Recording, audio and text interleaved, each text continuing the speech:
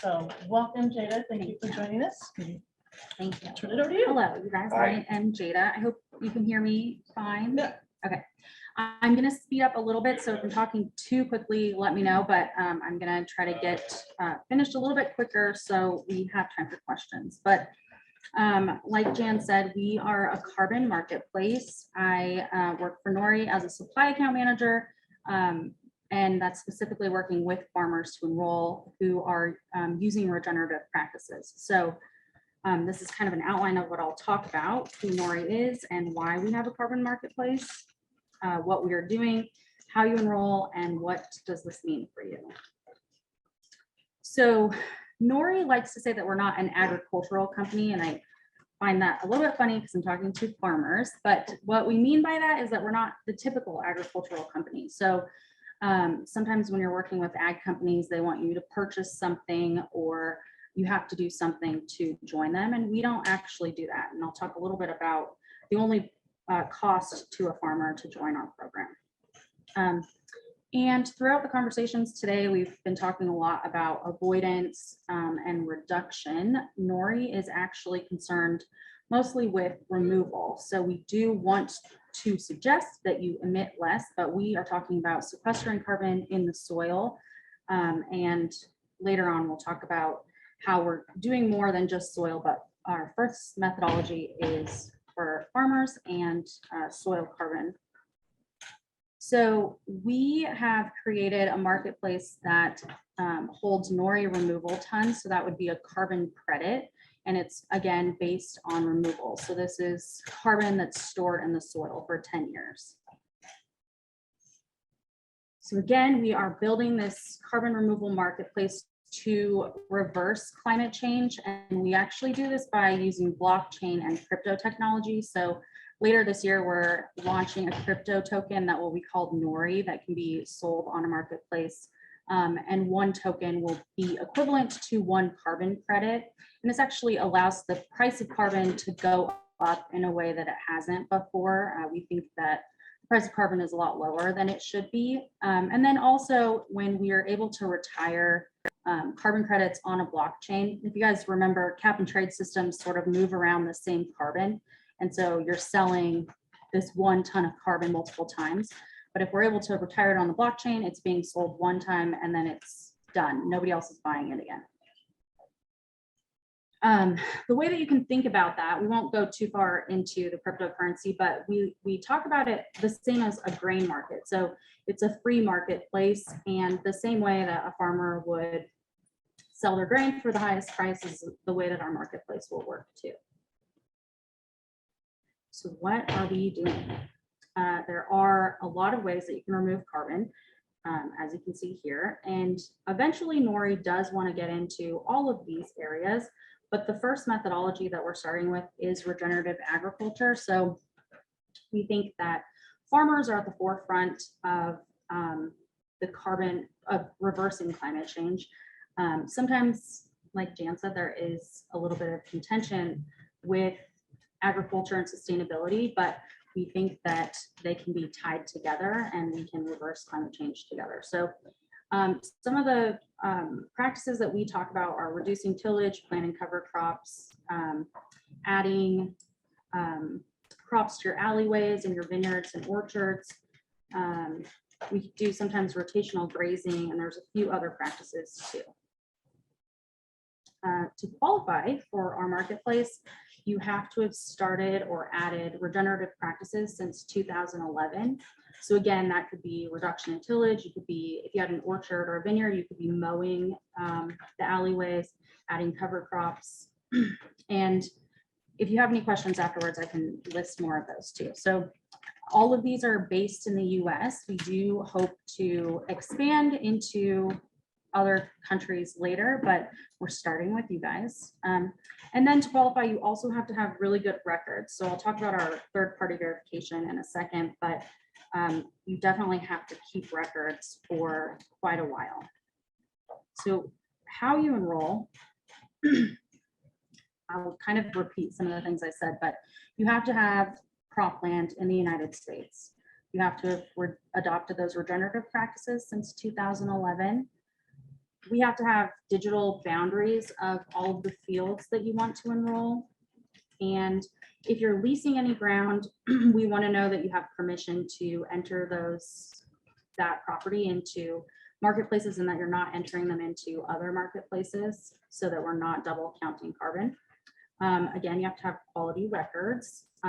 Your fields cannot have been in CRP since 2000. And that's just because taking it out of CRP would be the opposite of what we're trying to do, going into regenerative practices. And then our verification cost is farmer paid, and you have to sign a 10-year contract. And we'll go over that a little bit more later.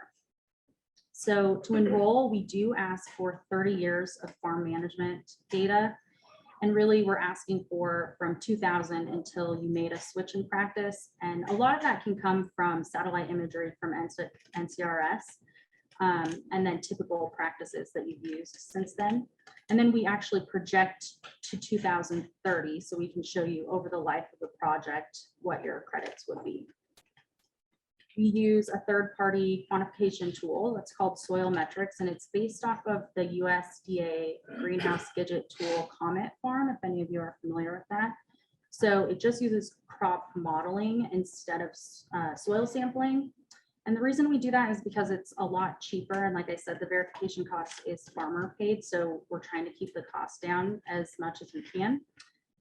In the future, we do plan to make a soil sampling guidance that allows a farmer to bring soil samples to us and we can pay you on that, but we don't have that yet. So I would expect that in the next year or two.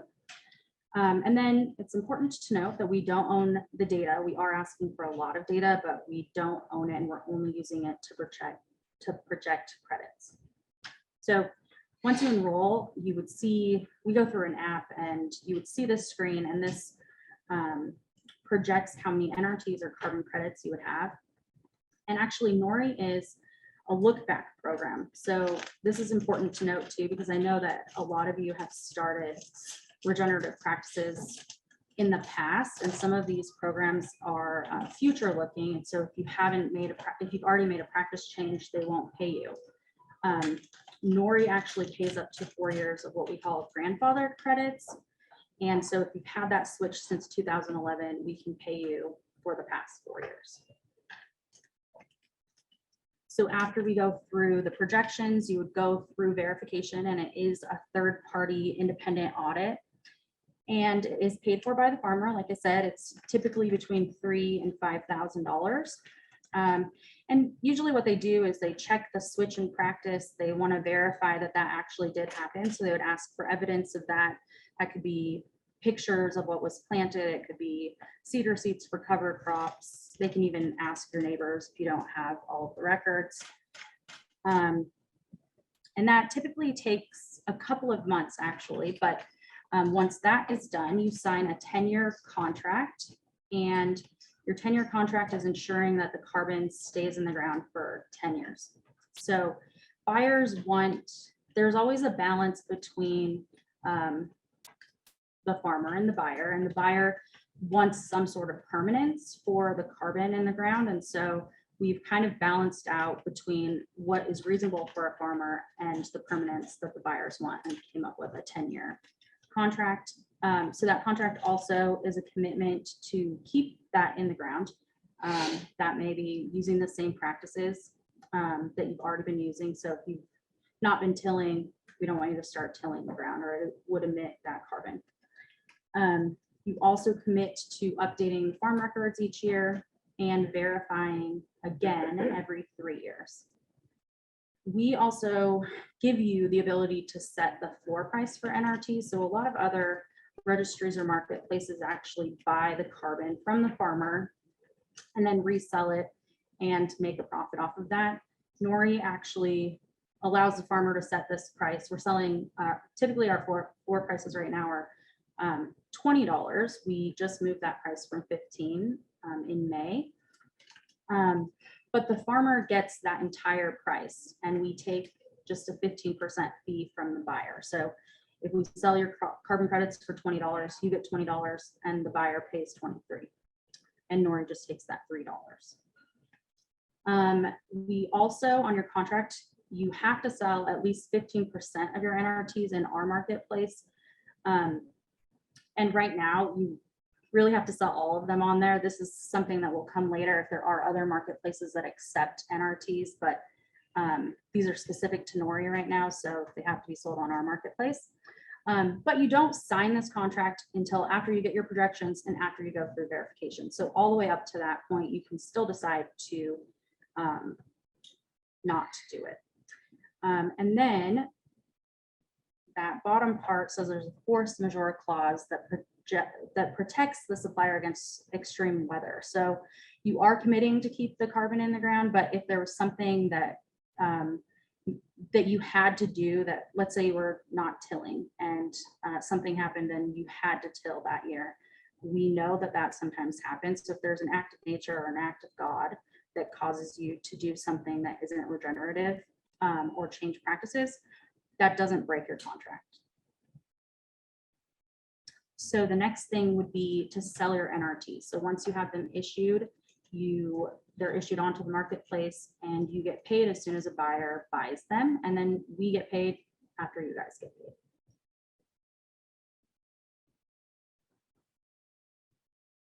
So for scaling sustainability, we have to admit less and remove the rest.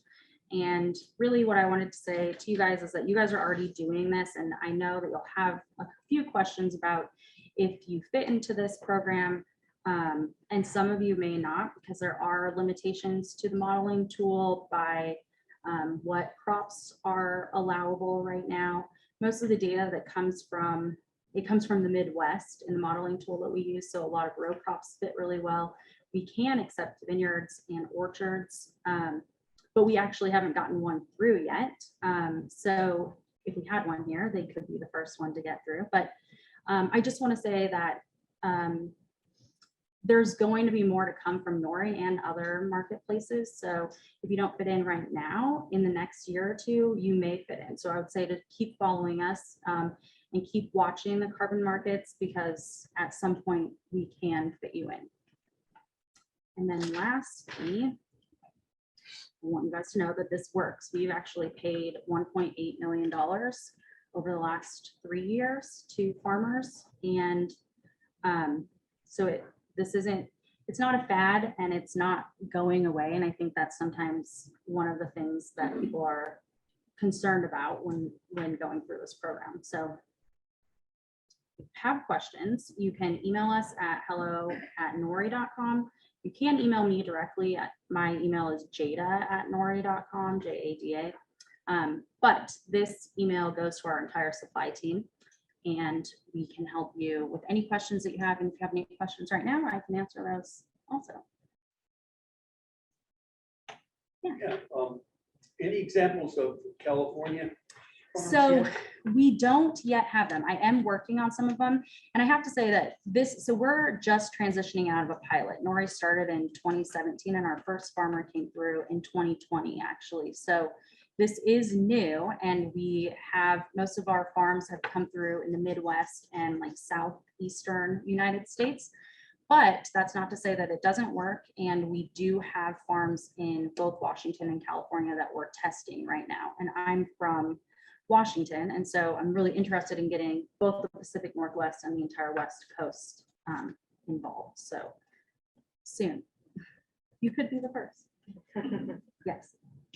Who's buying these NRTs from the marketplace? So we have a couple of podcasts. One is the Reversing Climate Change podcast. We have one that is called Carbon Removal Newsroom. So we have a lot of followers of those and listeners who buy carbon credits from us. We also have small and medium-sized companies like Shopify. We've had ASU buys from us. We have different partnerships that are starting now that are doing monthly subscriptions. So it's really all across the board. So this is just about doing good for those companies that are buying them, or is there another benefit for them? So it's basically, if you wanted to offset your carbon emissions, you could come to us and buy a ton of carbon. And so really a lot of companies are doing it because they have committed to offsetting their carbon. And then individuals are doing it because they want to also reverse climate change. one in the back, and then I'll. I just had a question, you know, a lot of our farmers in San Diego County have pretty small acreages. Mhm. And so, the majority of the farms here are less than 5 acres. What would be the possibility of forming some sort of collective in So- order to take advantage of this? Good question.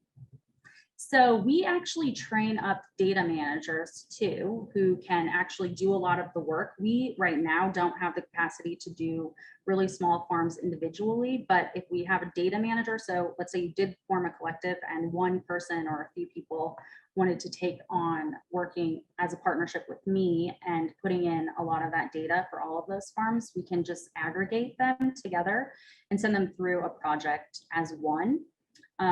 The verification cost does go up, and it's kind of according to how many fields are included, but then it may be like $8,000 across the entire project, and you can just divide it between the farmers. So it's definitely an option. It does take a little bit more training, but we've done that before, and we do have a couple of data managers that are doing that right now.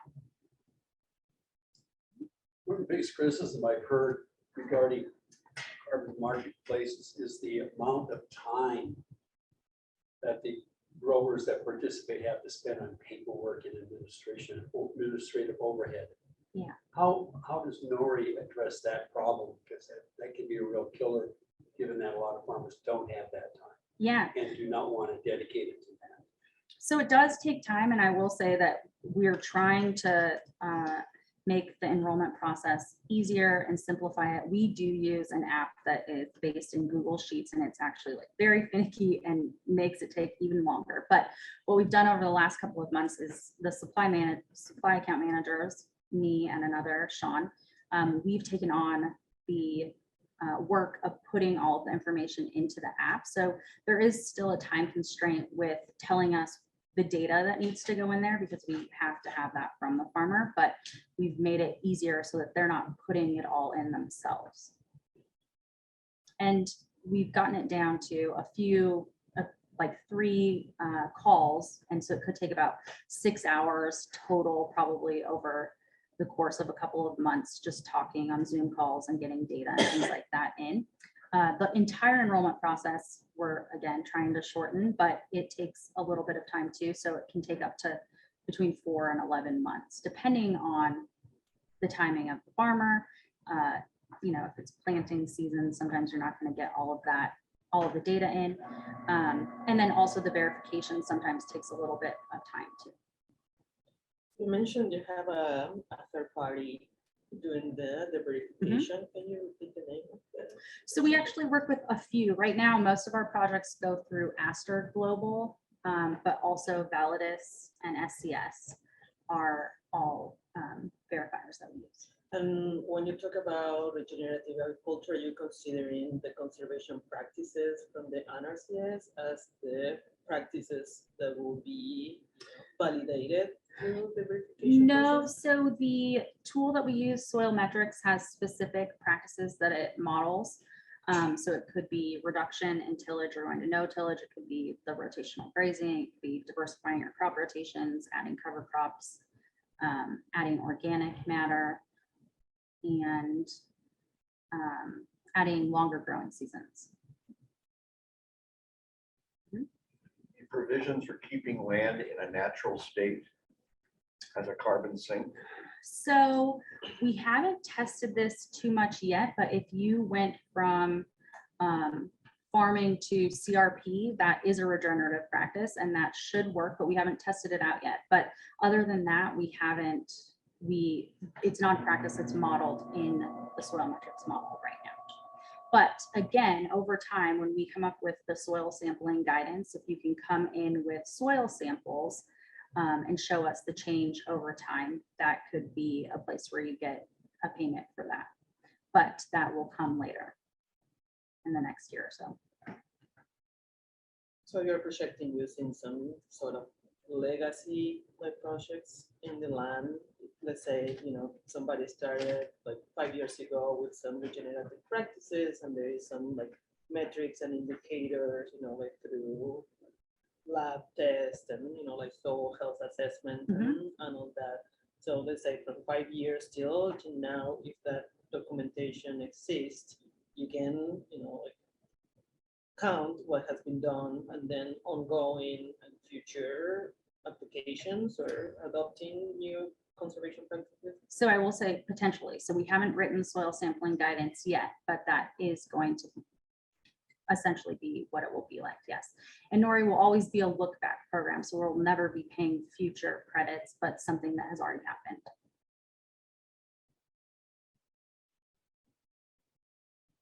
And did you say that every 3 years we go through re-verification? So is that as expensive as a third party evaluation and that expense to the farmer? So it is an expense to the farmer again, but it isn't as expensive as the first one. So the first one is looking at that entire data set and the switch practices over. However, so if you switch practices in 2011, it would be looking at 2011 to the present. When you're re-verifying, it's just re-verifying the 3 years prior to that verification. So it's a lot cheaper. But like I said, our first farmer came through in 2000. So we actually haven't gone through a second verification yet. So we don't charge that price. It's the verifier that does. So we don't actually know what the bid will be right now. But we do know, they've told us that it would be a lot less.